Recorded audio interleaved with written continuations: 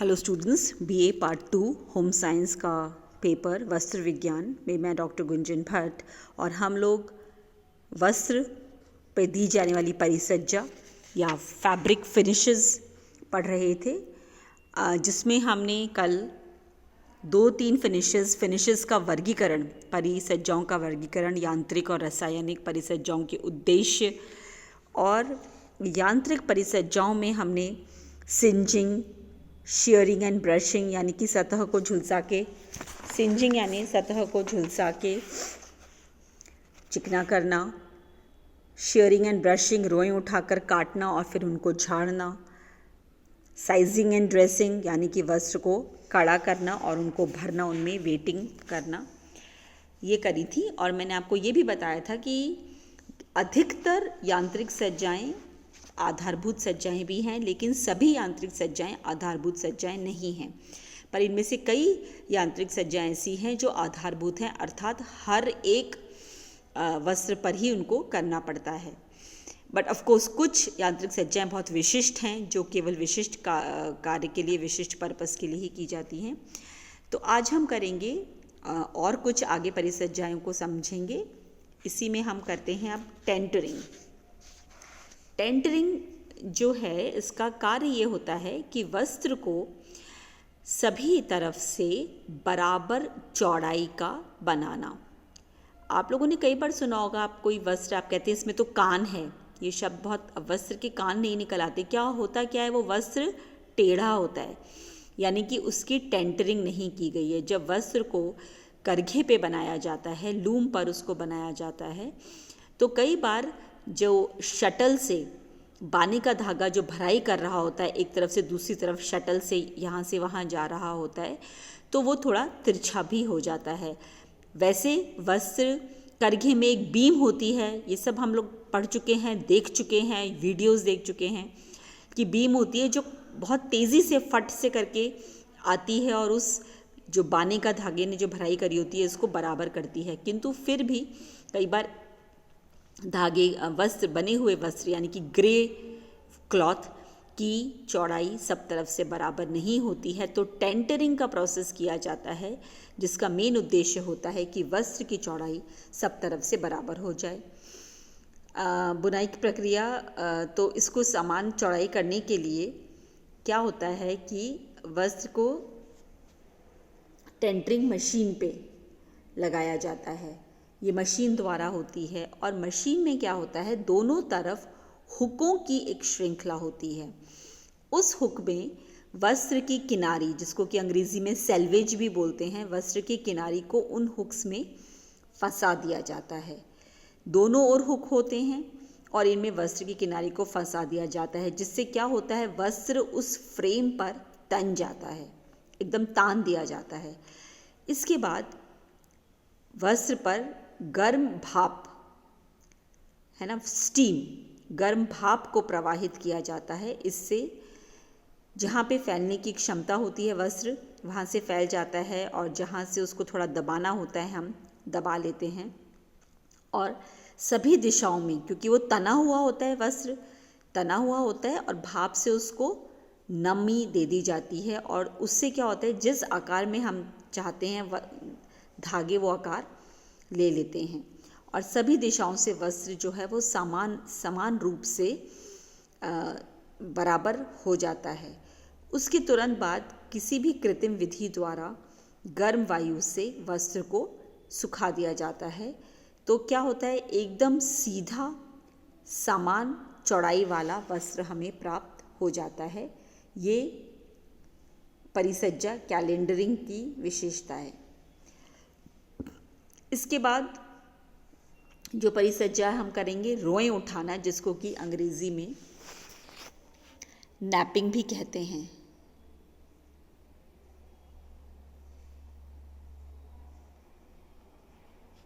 Napping या रोएं उठाना, ये वस्त्र आपने कई बार देखा होगा, इसका मेन उद्देश्य वस्त्र को आकर्षक बनाना होता है, सुंदर बनाना होता है, और कभी कभी वस्त्र में कुछ दोष होते हैं, उनको छुपाने के लिए भी नैपिंग कर दी जाती है।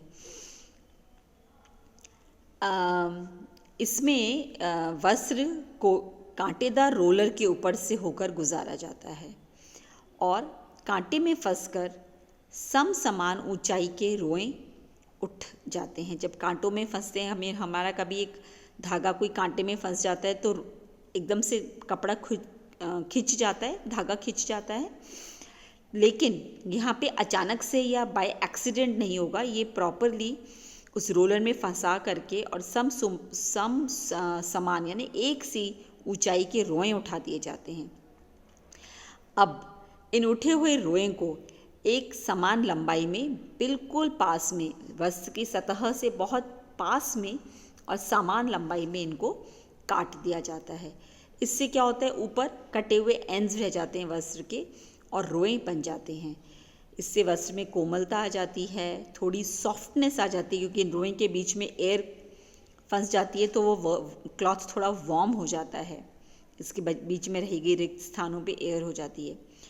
तो फलतः एक गरम कपड़ा हमें प्राप्त होता है। इसका जो एग्जाम्पल है, वैसे गरम कपड़ा तो सूती कपड़ा, ऊनी भी हम बना सकते हैं, लेकिन सूती कपड़े भी कई ऐसे होते हैं जो हमको वार्मथ देते हैं, जिसका कि एक बहुत अच्छा एग्जाम्पल है फलालेन या फिर फ्लैनल जिसे बोलते हैं, हिंदी में फलालेन बोलते हैं। बच्चों की पहले नैपीज़, बच्चों के कपड़े बहुत सॉफ्ट भी होता है और इसमें क्योंकि कॉटन होता है तो बच्चे की स्किन के लिए बहुत अप्रोप्रिएट होता है ये। तो फ्लैनल क्लॉथ इस तरह से फिनिशिंग दी जाती है, उसकी इस तरह से नैपिंग या रोएं उठाने वाली प्रक्रिया फ्लैनल के क्लॉथ पे दी जाती है जो सूती होता है और हम सब ने उसको यूज़ किया है। उसके बाद एक और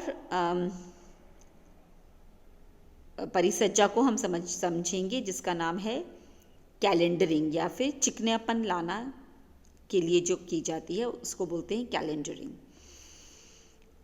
इस प्रक्रिया में एक तरीके से आयरन करना, प्रेस करना या इस्त्री करने की प्रक्रिया का ही एक विस्तृत रूप है। इसमें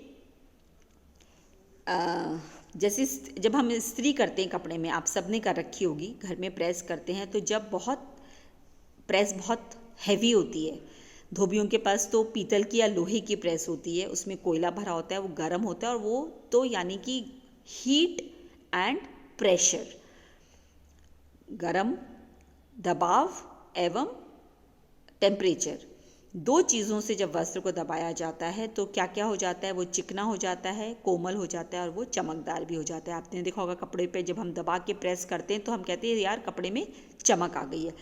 कॉलेज में तो पता नहीं, लेकिन स्कूल की यूनिफॉर्म्स, स्कूल में हम यूनिफॉर्म एकदम आयरन करते ही जब यूनिफॉर्म्स में एकदम से चमक आ जाती है।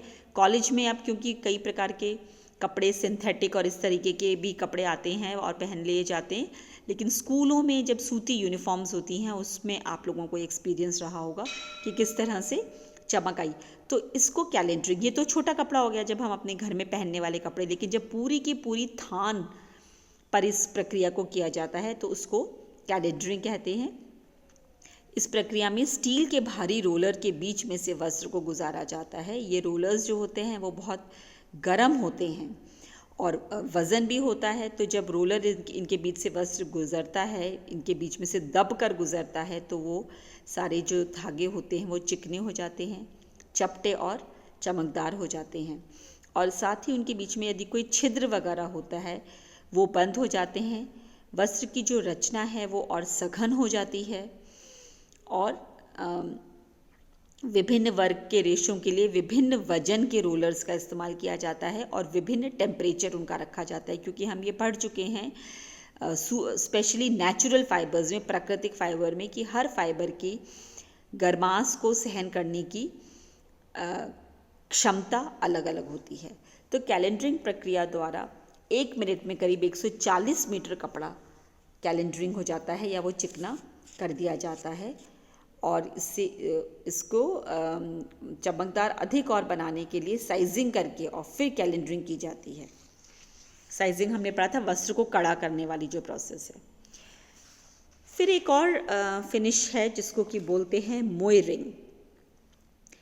इसमें ये एक अगेन आकर्षित कपड़े को आकर्षक बनाने के लिए की जाती है। इसमें संपूर्ण सतह पर पानी की लहर के जैसे नमूने बन जाते हैं और उसमें बहुत ही बारीक रेखाएं बनाई जाती हैं।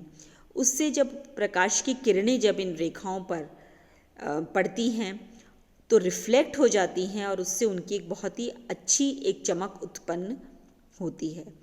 इस प्रक्रिया में एक मोयरिंग मशीन का इस्तेमाल होता है जिसमें 3 अलग अलग आकार के रोलर लगे हुए होते हैं। सबसे ऊपर वाले रोलर पे कपड़ा चढ़ाया होता है।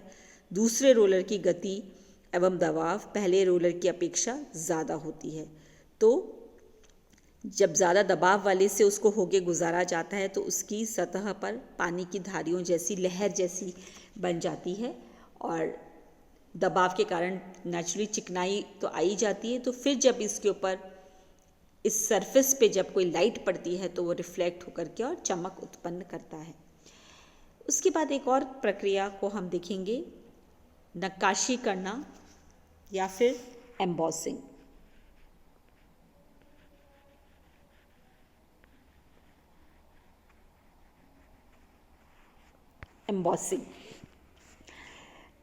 एम्बॉसिंग आप लोगों ने नक्काशी हम सब शब्द से बहुत अधिक जानते हैं। मंदिरों में जो दीवारों पर सुंदर सुंदर बेलें और इस तरह से फूल वगैरह बने होते हैं, पत्थरों पे हमने नक्काशी सब ने ही देखी है। मंदिरों में बहुत कॉमन, मंदिर सब लोग गए हुए होंगे, मंदिरों में होती है। कई मंदिर तो बहुत अपनी नक्काशी के लिए वर्ल्ड फेमस हैं। तो अब यही नक्काशी का क्या मतलब हुआ कि एक सतह से हमें जैसे कोई फूल की नक्काशी की गई हो तो क्या होता है, फूल हमें उभरा हुआ दिखाई देता है। फूल की जो सारी पंखुड़ियाँ हैं वो हमें उभरी हुई दिखाई देती हैं। पेंटिंग नहीं होती है, नक्काशी में उभरा हुआ दिखता है। तो अब यही चीज़ किस पे की जाती है, वस्त्र पे। तो इस प्रक्रिया के लिए पहले वस्त्र को कोई उसके ऊपर एक सिंथेटिक रेजिन, कोई गोंद टाइप सिंथेटिक को जमाया जाता है और रोलर पर पहले से ही नमूने को खोद दिया जाता है और जब गर्म और भारी खुदे हुए रोलर के बीच से होकर वस्त्र गुजरता है तो उसके ऊपर बहुत ज़्यादा दबाव पड़ता है। वजन होगा एक तो रोलर का, ऊपर से गर्माश और नमी, इन 3 चीज़ों से वस्त्र के ऊपर दबाव पड़ता है और वो जो नमूने जो ऑलरेडी हमने रोलर पे खोद के रखे हुए हैं वो नमूने वस्त्र की सतह पर अंकित होने लगते हैं। कुछ रेशे जो होते हैं जैसे नायलॉन, डेक्रॉन, पॉलिएस्टर, इनमें रेजिन लगाने की आवश्यकता इसलिए नहीं होती है क्योंकि जब टेम्परेचर बढ़ेगा तो ये वैसे ही मेल्ट होने लगते हैं, तो परमानेंट इनमें चेंज आ जाता है। लेकिन जो नेचुरल फाइबर्स हैं उनमें रेजिन लगाने की ज़रूरत पड़ती है। ऊनी वस्त्र पर ये नक्काशी की जानी पॉसिबल नहीं होती क्योंकि हमने देखा उसमें इलास्टिसिटी काफ़ी होती है। वो अपना ऊनी वस्त्र में आयरन भी नहीं करनी पड़ती ना, वो अपना बार बार अपनी शेप ले लेते हैं। प्राकृतिक रेशों वर्ग में रेशम पे नक्काशी के लिए सहायक पदार्थ के रूप में रेजिन की परत चढ़ाना आवश्यक होता है और नक्काशी दोनों ही विधियों से, यांत्रिक विधि से भी की जाती है और रासायनिक विधि से भी की जाती है। यांत्रिक परिसज्जा के लिए मशीन का, नमी का, ताप का, दबाव का, इनका सहायता ली जाती है, जबकि अगर रासायनिक प्रक्रिया से की जाती है तो उसके लिए रेजिन लगाई जाती है और या फिर हम उसके लिए ताप सुनम्य रेशों का इस्तेमाल करते हैं। तो इससे बहुत आपने देखा होगा कई बार, स्पेशली आजकल पर्दों वगैरह में बहुत आपको लगता है पर्दे को जब आप टच करते हैं सतह पे तो वो जो नमूना है वो उभरा हुआ सा हमें फील होता है, उसको नक्काशी कहते हैं। तो ये हमने एम्बॉसिंग,